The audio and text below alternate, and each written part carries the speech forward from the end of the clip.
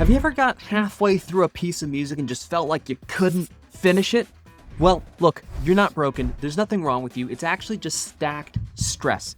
Let me explain. I actually wrote 11 books on music, some of which hit #1 bestseller in the categories on Amazon, built a full coaching program, and while I was doing that, burned out so bad that I actually fell asleep in the shower. And in this video, I'm gonna give you a 60-second test so you can tell the difference between avoidance and burnout, and a 7-day sprint to restore your energy while you keep creating. By the end, you'll know how to reset your mind and keep creating music and composing music without losing momentum. If you are sleeping for 8 or more hours a night, if you are eating a reasonable diet of whole foods, where you have your macros taken care of, meaning you're getting the appropriate amounts of carbohydrates, proteins, and fats, and you have enough water, you're hydrated, and you're not over-exercising, most burnout is actually going to be caused by micro stresses stacked on top of each other, on top of low perceived progress.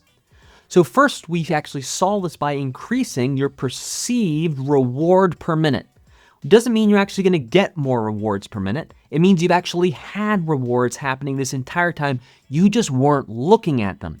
And because you weren't looking at them, the meaning you gave to your time is that I'm wasting time, I'm not moving fast enough, this could be better, I have so many things still left to do. And when you're focusing on all those things, those are stressors that stack on top of each other and create a stress stack that is going to keep your nervous system in fight or flight and deplete your body of energy, deplete your mind of creativity, and deplete your entire being of the ability to go create incredible music. Let's understand that there's 3 things you can focus on. You can focus on what you have or what you don't have. You can focus on what is inside of your control or what is outside of your control.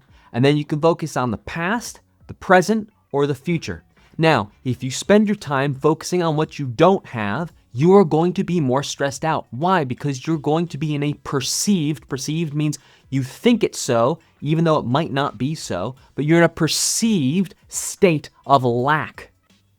Now, if you then focus on what you have, then you're going to be in a state of gratitude. And I don't know about you, I make way better music, way better choices, and have a much more fun time in the process when I'm operating from gratitude as opposed to lack. Now, the next thing we can focus on is what is inside of my control and what is outside of my control. The minute that I accepted that the only things inside of my control are how I use my body, what I decide to focus on, and then the meaning that I give to that focus and the language that I use to describe it, everything changed for me. Which means literally, if it's not one of those 4 things, I cannot control it, and so I'm not going to attempt to control it or worry or put my mind or energies behind trying to control it in any way, shape, or form, because all that's doing is that's pulling energy reserves out of my body and out of my mind that I could be putting into creating music instead. Now, the last thing we can focus on is past, present, or future. This takes a little bit of nuance, but I will tell you, the times when I can stress myself out the most is when I'm imagining a future that is going not that well. Or I'm remembering times where things did not go that well in the past. And again, I'm focusing on things, by the way, the past and the future are something that are outside of your control. You can influence the future by taking so much action in the present that it would be unreasonable for you not to get the outcome you want in your future. But you cannot actually control the future. You can only influence it. And the only way you can influence the future is from the present moment. So what are you going to do right now to influence your future so it makes it more likely that you're going to actually achieve the goal that you want to achieve? So just fixing where I put my focus for me dropped my stress like crazy and continues to. Now, I'll be honest with you, I've not got this perfectly dialed in. This is a skill I am still practicing every single day, and some days are way better than others, believe me. But I will tell you that this is the path that has worked for me. Another low-level stressor that contributes to burnout is when you spend a lot of time on something and you don't actually see progress, or you're spending time on the wrong things and you don't actually know you're spending the time on the wrong things. So to help you out, I created a free gamer music starter pack. It's going to give you everything you need to understand exactly what it takes to compose, mix, master, and release your own music into the world on Spotify, YouTube Music, Apple Music, and how to get it into video games. So go ahead, click that link below this video. That's going to help you get started now and spend the time on the right things. Now let's talk about breaks. If you've ever said to yourself, I should take a break, anytime you hear the word should, that's a red flag. Anytime you hear someone or your own brain say the word should, take a step back and say, why? Okay, why should I take a break? Oh, because I worked hard this week. Okay, I worked hard this week, therefore I should take a break. Is taking a break right now going to get me closer or further away from my goal? When I asked that question, that changed my life, because then I got strategic about how I took breaks. I took breaks to recover instead of just to distract myself from the pain of having not made the progress that I wanted to during the week. Oh, and then just the difference between distraction and relaxation. Wow. Oh my gosh. If you have an Apple Watch or a Fitbit or something that can measure your heartbeat, or even you can just measure your heartbeat by looking at a clock on your phone and just checking your pulse in your neck, you can tell when you're actually relaxed because your heart rate will go down. Now, if you're watching movies, playing video games, usually your heart rate is up, not down.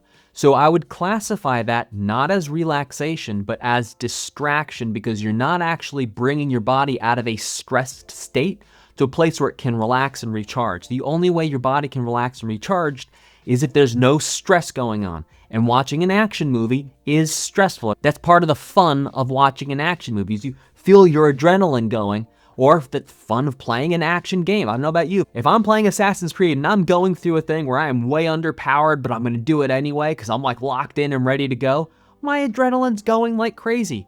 And to be clear, during that time, I'm not lying to myself, telling myself that this is relaxation. I'm saying, no, this is something I'm choosing to do with my time, where I know I'm just going to spend this time doing this thing because I want to do this thing. But I'm not going to confuse this with relaxation and recovery, because it's not relaxation and it's not recovery. It's distraction, enjoyment, entertainment, however you'd like to frame it for yourself. So I'd want to take a break, or I'd want to distract myself because of the amount of stress that I have and all the micro stresses that go on. So some common micro stresses I see for gamers who are composing their own music is they'll start composing and then they'll burn out in a piece of music they're working on. And the burnout that happens in the piece of music they're working on is because they're running all kinds of stories in their head while they're working. The stories are, this isn't good enough. What are people going to think about this? Oh my gosh, what if Dan reacts to this on his channel? He has something bad. Like, all those stories that are running through your head, those are the micro stressors that are stacking on top of each other that are keeping your body from actually relaxing, which then brings you to burnout.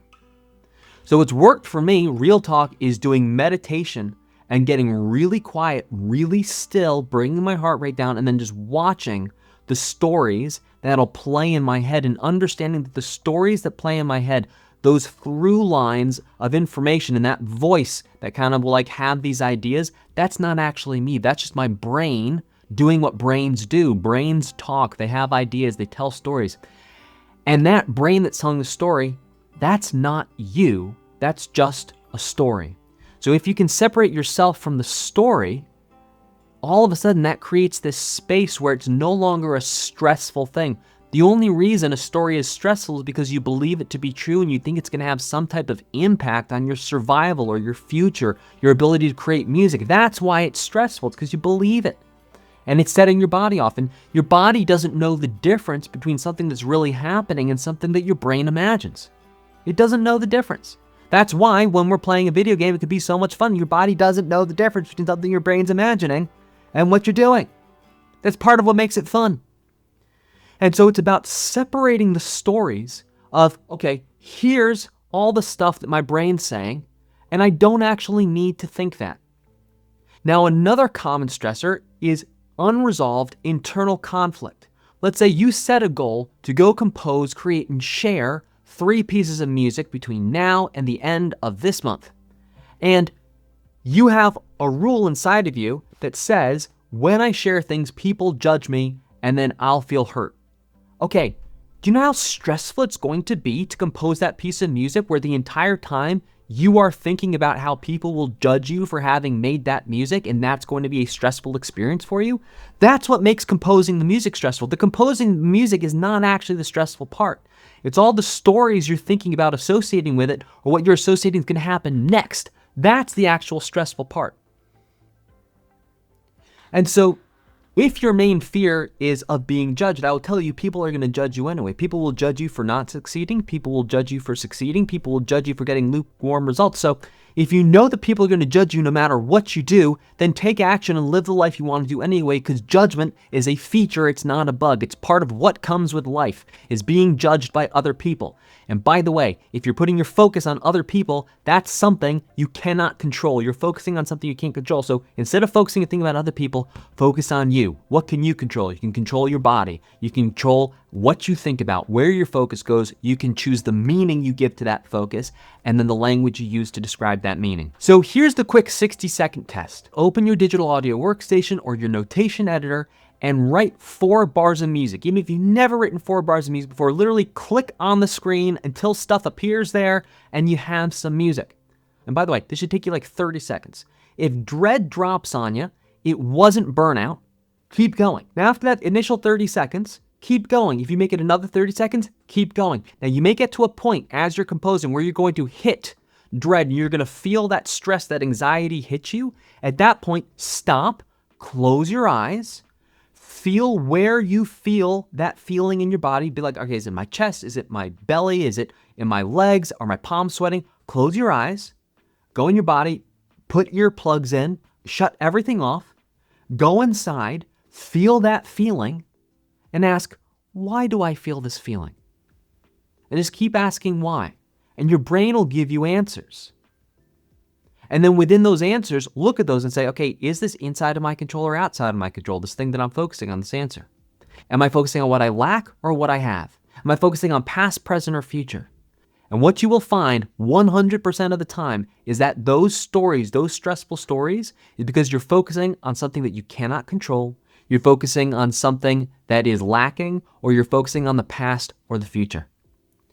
And so for me, the practice has been noticing when I hit that point, and when I hit that point, close my eyes, pay attention to the feeling, go inside, ask questions, and sit with that feeling. What'll happen is that feeling will start to get lighter as soon as you start paying attention to it, and pay attention to it for a little while longer.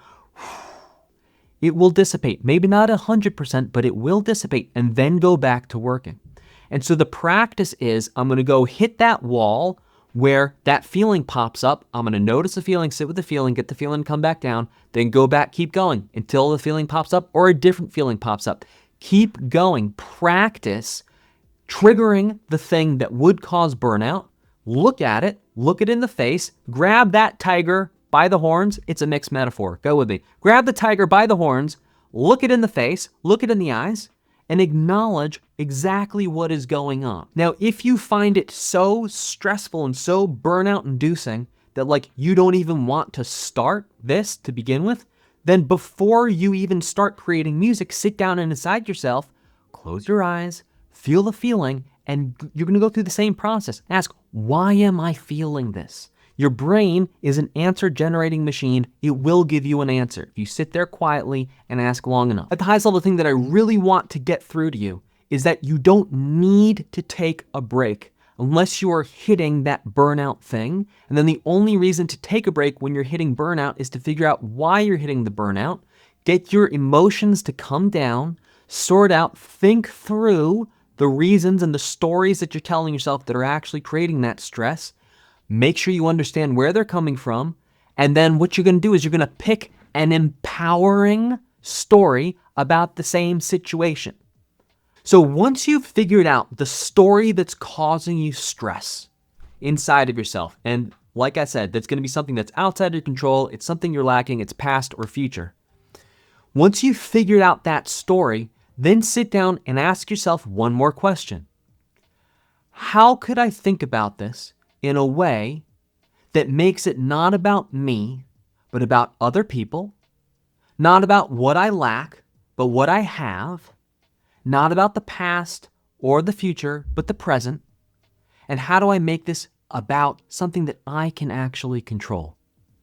And when you choose to change the way that you're telling the story and you change the meaning the story has inside of yourself, that is everything. And that is the key, because then what happens is this thing that used to be the brakes that were stopping you from actually achieving your potential and doing the things you want to do in life actually turns into the jet fuel.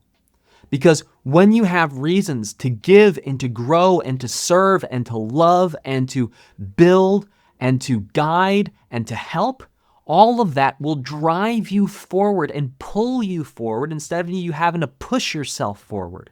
You'll be pulled to do that. And so what I'm going to invite you to do here is to run a 7-day anti-break sprint where you don't take breaks because you think you should take a break.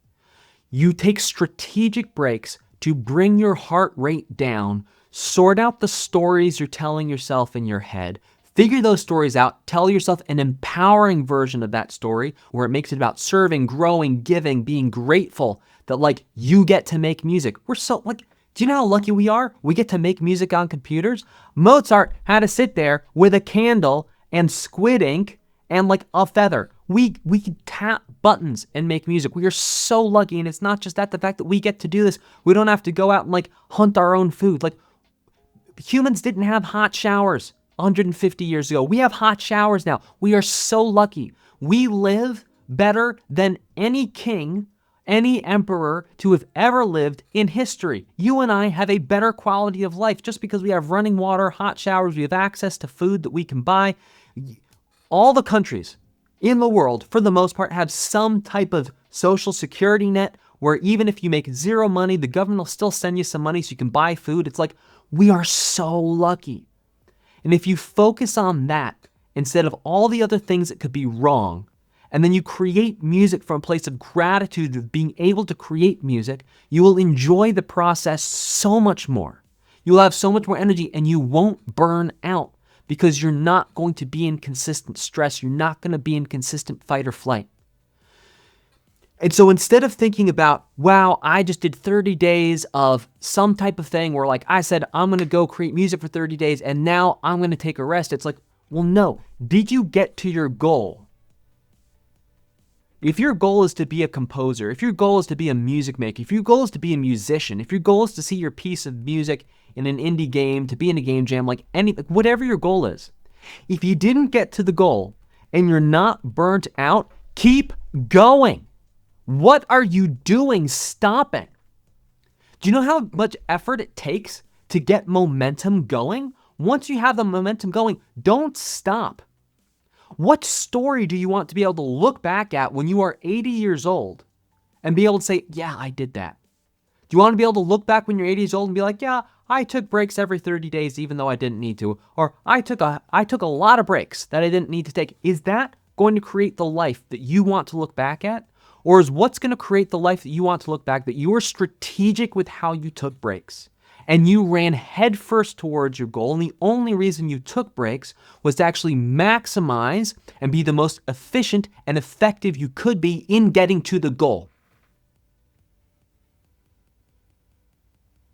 So I invite you, run the 7-day anti-break sprint now. Only take breaks and do things that lower your heart rate and actually relax you. Not distract you, but actually relax you. See how much you get done. See how much your burnout will reduce. And also, to see how much more fun you can have living life and creating music when you are all about what you have, what is inside of your control, and when you're focused on the present moment and what you can do right here, right now.